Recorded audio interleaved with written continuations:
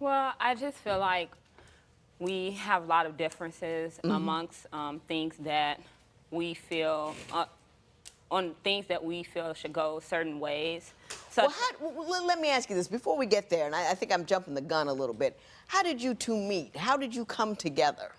we met through his blood relative is my adopted cousin. My aunt adopted a few of his relatives when they Okay. were very young, so they grew up basically with me. One of them told me that he gave her his number and can he give it, can she give it to me? At that point, when she gave it to me, I called him up. He asked did I want to hang out over at his place, or did I want to go out. I said we could hang out over at your place if you want, and take it from there and see if I want to go out. So he asked me did I have a way to get over there. At the time, I wasn't mobile. Basically, you're on. I'm gonna let you correct the little issues that you find there. So, yeah, basically at that time, he ended up paying for me a cab to come over there. We hung out, talked a little bit. He was checking me out. I was checking him out. He Now asked I'm gonna be 56 soon, so we might want to get a little move it Okay, forward. so basically, we were checking each other, asking each other, he asked me where I worked, did I drive? I asked him, did he work, did he drive? I said yes to both questions, well, to one question. He said yes to both questions. I never saw a car, knew where he worked at. Anyway, we had a sexual attraction to each other, and one thing went from another. We ended up having sex that night. That first day? Yeah. Should have come to this part quickly. You know, you said so many things and you landed here so late in the whole conversation when you should have just said we got in contact and we happened to do the bedmatics in the first night. You should have just said it as soon as you can. Can I just say this?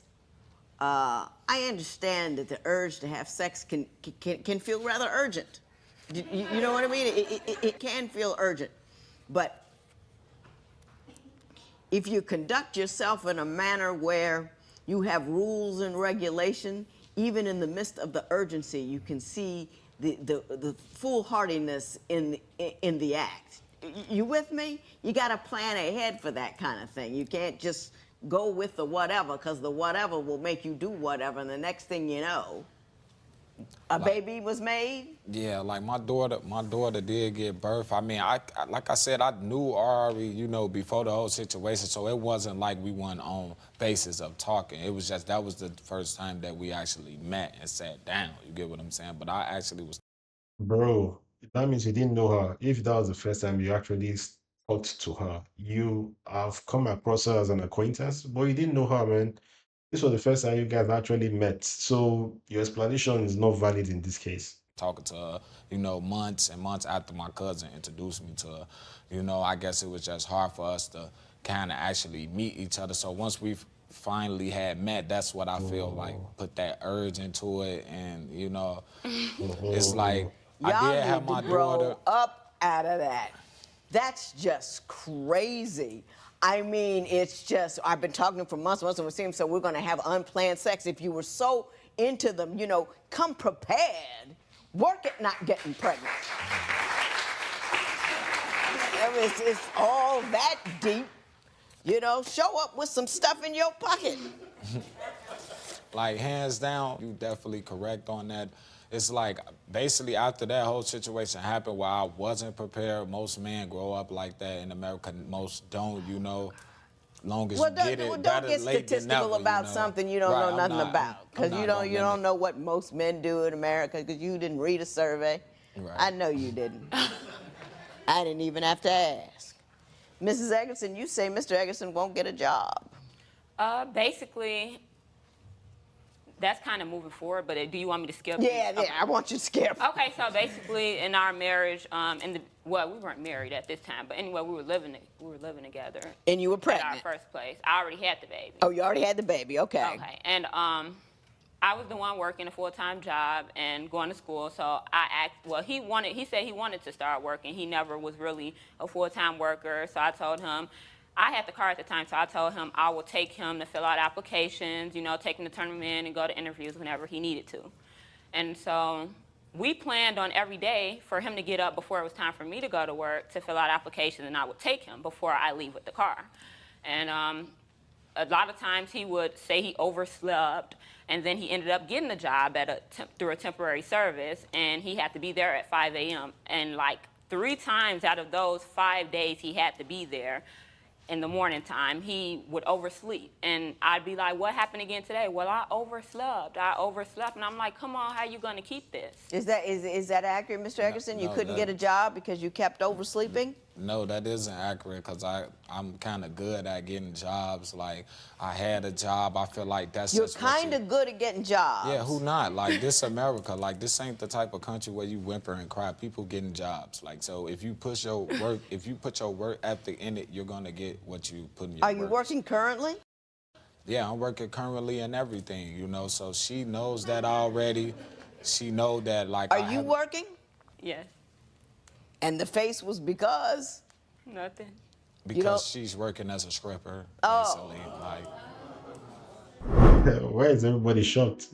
He came into court with some eyelashes that could make her literally float in the air. And you're surprised that she's working as a stripper? When her boyfriend is oversleeping and losing jobs and is coming here being politically correct that he could keep jobs. You're losing jobs because you overslept. That's the silliest excuse I've seen for someone to lose a job, you know. Oversleeping. Like, there are people that do double, triples, people that do double, triple, and quadruple jobs, and they don't sleep and miss their work. They literally might be late, but they don't miss their jobs because they overslept. So, bro, man, let's continue though. Mr. Eggerson, you say your wife is controlling. Tell me what she does that you find so disconcerting.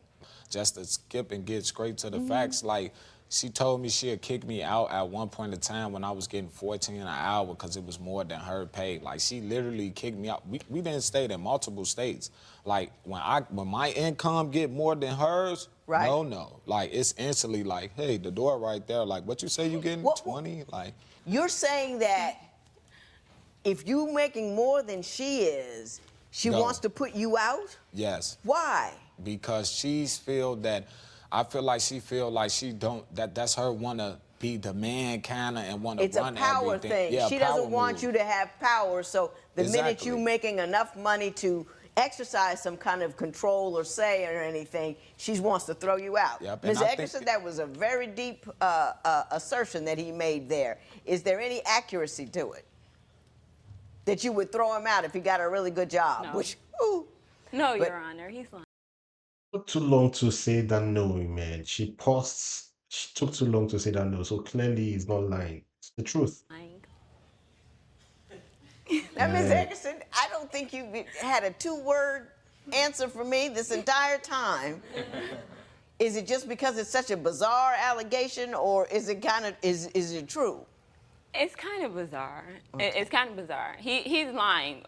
Basically, at that point in time, I was kind of I wasn't dancing during this time. Right. I started dancing during the time we separated, actually. But anyway, I was doing home health care, and at this point, I was kind of on thin ice at my job, and they had just gave me a full-time in-home client.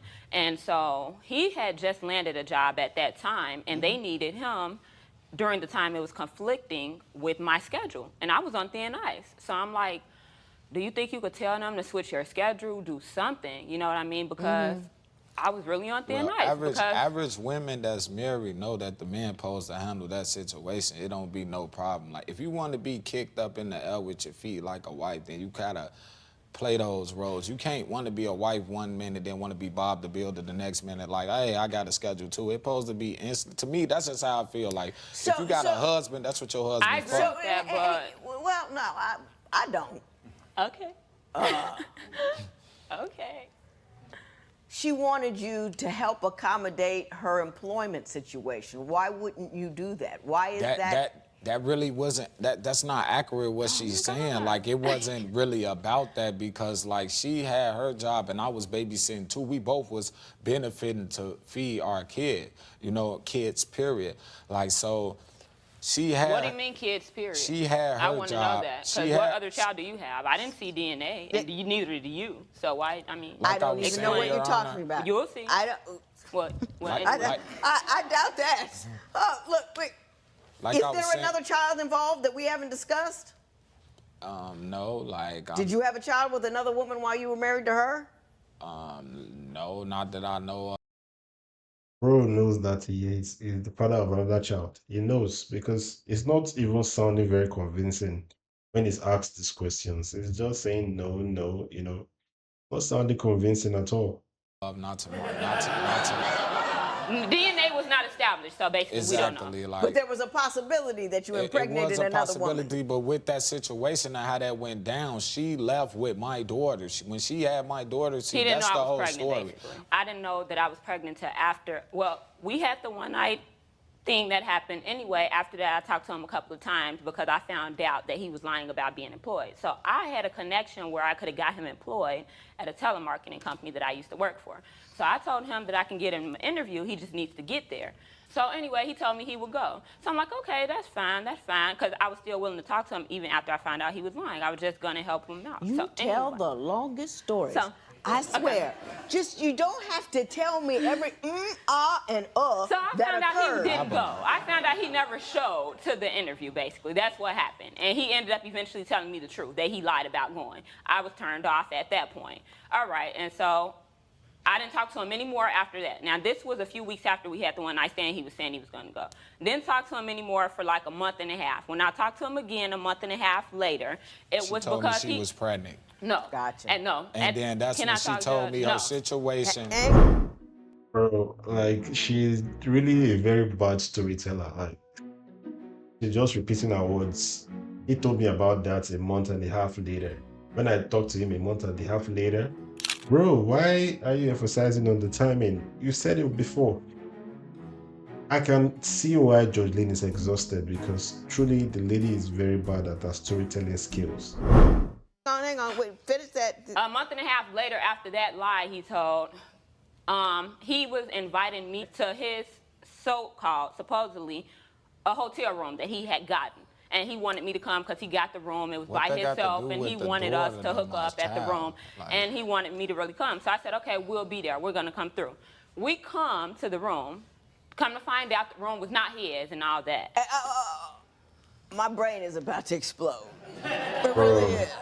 Mr. Eggerson, you say she's controlling. Why don't you give me some examples of that? Well, basically, my birthday came up. When it was her birthday, she did her own thing. She went all the way to Minnesota. She had a whole good time with her girls and everything. Didn't say nothing about it. I wasn't complaining about it. She came back to Chicago. Oh, how was it? Like, She had fun, all that. had fun, smiles and everything. So now my birthday came up. At this point in time, we was staying in Wisconsin. That's where we got the house of location. Now, when my birthday came up, we was working and everything, and I felt like, hey, you didn't spend your birthday with me. Like, I'm not finna spend my birthday with you. That's Like, kinda childish I to just wanna, it ain't childish. I just felt like, hey, I wanna have self-time too. I gave you the respect. It's you give You what wanted you to hang get. with the boys. Exactly. Just like I she was wanted to hanging with the girls. Exactly. So I went out with a couple of my guys and everything, and it wasn't even like a go out thing. Like, I don't really party like that. I do personal things, So it was like a chill kickback, everybody, couple of beers, I kind of got a little, extra wasted, so I kind of slapped out. I'm not a drinker like that, So I wouldn't say I was stupid drunk. I woke up at 1, went to the, went Just a back little silly drunk. a little tipsy, I'll say. But I basically went back to the apartment and everything. It was a whole new day. She was at work. I went to work. I seen her at work. She ain't say nothing to me. I ain't really say nothing to her. And she was trying to kick me out. Like, once I got back to the apartment, after we got done, me and her both had a canvassing job. We both was doing political. So That's not even a word. when... Hang on. What I am ascertaining from what he just said is that you got an attitude because he went out with his boys, even though you went out with your girls on your birthday, and that's what he considers controlling. Is that pretty much it? All in a nutshell, I know what he's talking about. This is what led up to our breakup. We were both at this time temporarily working the. They had some canvassing going on to get a new governor or whatever the case may be, and I was doing that in my other job. He was already doing that, so we were working at the same place. He stayed out all night the day before that, around his birthday. He didn't call or anything. He didn't come back the next morning. He just went straight to work. So that's where we bumped heads at. I thought he was going to say something and try to explain why he stayed out. He saw me and act like he didn't even know me. So I'm like, okay, that's fine. Didn't say nothing, didn't cause a scene like I normally would. So he waited till he knew I had to be at work. He knew my home care work schedule, which was 10 to 6, and not 10 p.m. Anyway, he waited until he knew I was at work after we got off the canvassing job. He waited until he knew I was at work. So he called me and I'm like, why are you there and I'm at work? Why didn't you come and like a man while I'm there so we could talk about, for one, why you stayed out, and for two, like, why are you trying to get your stuff now all of a sudden? Like, you the one stayed out. And then you getting mad because I'm upset that you here while I'm gone. And like a controlling woman, she called the police. Like, simple. Like, had me escorted as I'm leaving. So I understand why Judge Lynn is tired. I am tired too. The case has not really had any substance to it. They don't really have long stories to tell. Their fights are literally very childish. Their mistakes are childish. One night stands. First time you guys are actually talking in person, you deliver a child. Before they land to the crux of the matter, it takes such a long time. It's annoying, it's tiring, and it kind of like demotivates the person that is trying to listen to your story and give you feedback. It's tiring. It's like simple. Like, had me escorted as I'm leaving. I just want to break down and blubber. As I'm leaving, grabbing my bags. As I'm leaving, grabbing my bags, and that same call that she told you, controlling once again. I get off the phone, off a conversation like that, think I'm walking out with my bags, and it's like, hey, who are you? We got a call from your wife and said why do I need an escort? I'm a grown man. Like, why would she do this? Hey. See what I'm doing? I got my chair back, got my pen down, closing my book. Got it right over here, so when the time comes, I'm out. You want $600 from him because you say that he cost you that much in lost wages. You got to tell me about that in 45 seconds. Go. He asked, can my daughter visit him in Chicago during the time we were separated for the holiday, Christmas and New Year's. I agreed. I brought her up to Chicago so he can watch her. During that time, I was talking to him that whole entire time, communicating, checking on my child. Anyway, when it got time for me... Oh, you're getting light. Come on. Oh, when it came down for me to come and pick her up, when I knocked at the door, he had a surprise for me. He said, you're not getting her. And I said, why not? I've been talking to you every day. He's like, oh, I went down there and got temporary custody, and told them that you abandoned her. And I said, why would you set me up like that? Why would you do... Oh, because you a stripper. Now what? She don't need to be raised by a stripper? And so I said, okay. So I called the police. Called them over there. They went inside to look at this so-called paperwork he said he had, saying he had temporary custody. They came back out, told me that he has temporary custody, and they gave me some fake court date that he somehow rigged up that I don't have because it was his. Anyway, they gave me a court date. I didn't abide by that. It was on a Friday that this happened, so I had to stay in Chicago until Monday to go in front of a judge to find out if this really was true. Once I stayed there till over the weekend, I went in front of the judge, told her what had happened, and she said, I know exactly who you're talking about. That young man has been coming up here every day for 2 days straight with your child in below zero weather trying to get custody, but his petition was not done right, so it was turned down. You're lucky. And so I was like, okay, well, he got... Get me to the $300. The $300 basically is... I was on pay at the club I was working at for those 2 days. And you had to take 2 days off to deal with this? Yeah. Okay. From the strip club. It don't matter. It doesn't matter to me. Let me tell you something. You two people had no business getting together. You people had no business getting a baby. You think small. Small things are important to you. They're you know, attitude, and he was over there and he didn't have a car, and she was over there and she didn't. I didn't look at, okay, my birthday, her birthday, his birthday, and you're raising a child. Oh my God.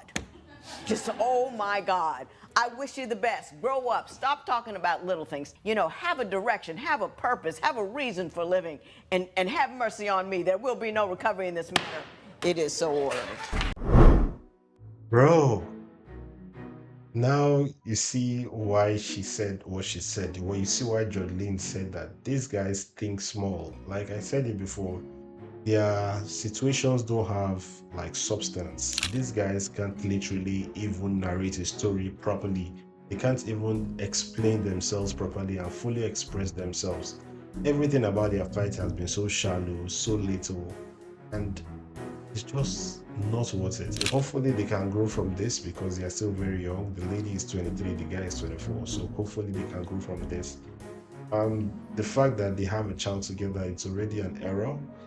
I feel like they should just try to grow, co-parent, and work on themselves because, to be honest, this relationship wasn't it at all. It wasn't it from the beginning. The guy was trying to use some words to justify why he did what he did. But bro, you made a mistake, and just accept that you made a mistake. You can't come here and start trying to justify that you guys were in talks for a long time, that you guys met and had sex on the first night.